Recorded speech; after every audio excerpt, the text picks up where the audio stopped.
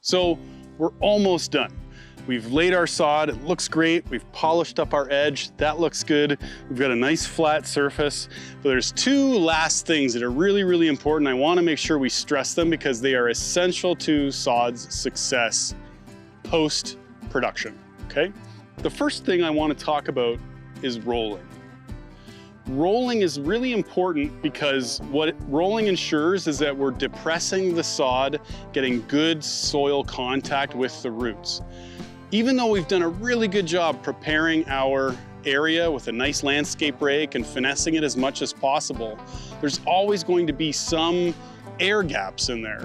So coming over with a drum roller, even if you have a small gator or a lawnmower that you can back over, it may sound counterproductive, but just the gravitational weight of pushing down on that sod will help maximize soil and root contact, which is essential for success.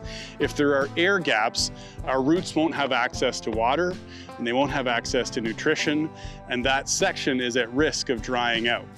Particularly important for larger air gaps, like from footprints when we were doing our job, or maybe even small inconsistencies in the surface that we didn't notice by eye. This is a relatively small job, so I don't intend to roll this, but what I can do is quickly move over it with my feet to test for good soil and root contact.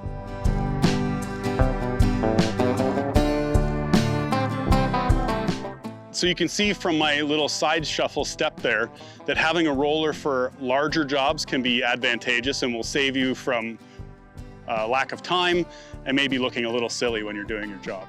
The very last thing that I want to touch on today is perhaps the most important takeaway from everything we've talked about today, and that is watering. Lack of water or improper watering practices is the #1 reason for sod failure. You could do everything else right. Clean edges, staggered seams, quality sod, the right species, perfect excavation and site prep, perfect precision fertility. But if you don't get your watering right, the sod will fail. So a good rule of thumb is almost immediately when you're done your site, or if it's a larger area that you're working on, start watering as soon as you possibly can. And that might mean watering before you're even done your project. On a hot July day where it's dry and sunny like it's out today, sod can start deteriorating very, very quickly within the hour of laying it. So getting water on it soon helps reduce stress and also speeds up the process of it rooting as soon as possible.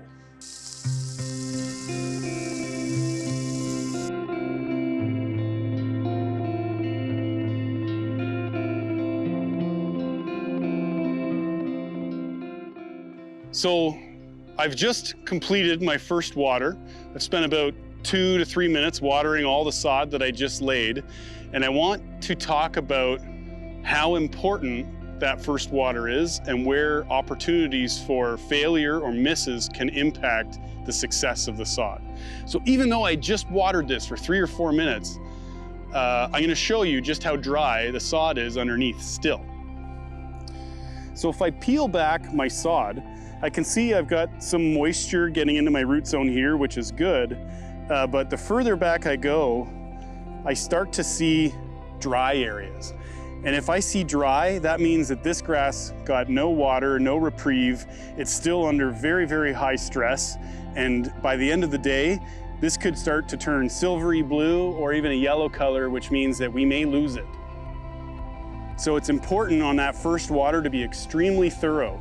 Have your best staff person, your most thorough staff person on that hose, and don't just stop when the grass looks wet.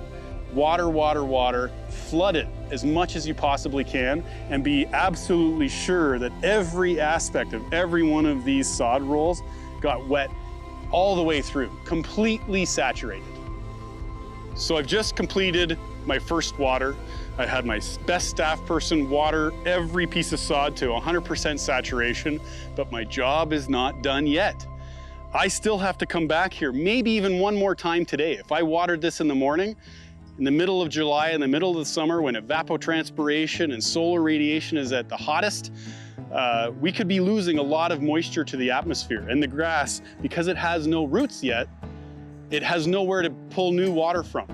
So coming back a second time, maybe even a third time for the first 2 or 3 days and watering thoroughly is essential. Most sod productions that fail because they didn't do a thorough watering on the first time, or they failed to come back a second or third time that day, or maybe even the following day. And you know that you haven't done it properly if you come back and you start to see the grass turning a silvery blue color, or maybe even a stressed out yellow color. And that just means you need to do a very thorough watering again.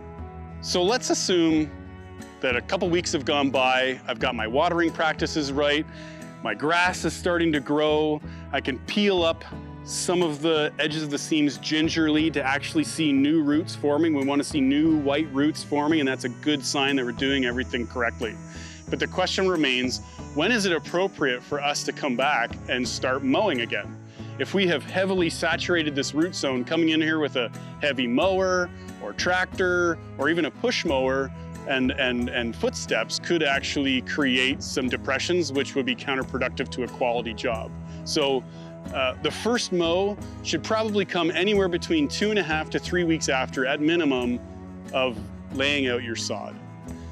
Because the sod will be growing during that time, it might be advisable to raise your height of cut a little bit beyond what you normally cut at, so that you're not scalping it or putting the grass under any unnecessary stress. And secondly, before your operator enters it, it might be smart for them to come out, just test firmness with their feet in a few different areas, and if it seems firm to the touch or to the foot, then they can go on their machine and gingerly move through. And if they notice any kind of sinking or tire rutting, they should pull out immediately, because what that's doing is causing more damage to the grass, and then we're now going to have to go back in and fix those spots. Thank you for joining me today to learn a little bit about basic elements of laying sod and how to achieve the best possible success when you're doing a sod job. If you have any other questions, I continue to advise you to reach out to any local experts, reach out to your local association like Landscape Ontario, or maybe even reach out to the Guelph Turfgrass Institute and explore additional resources to answer your questions. Thank you very much.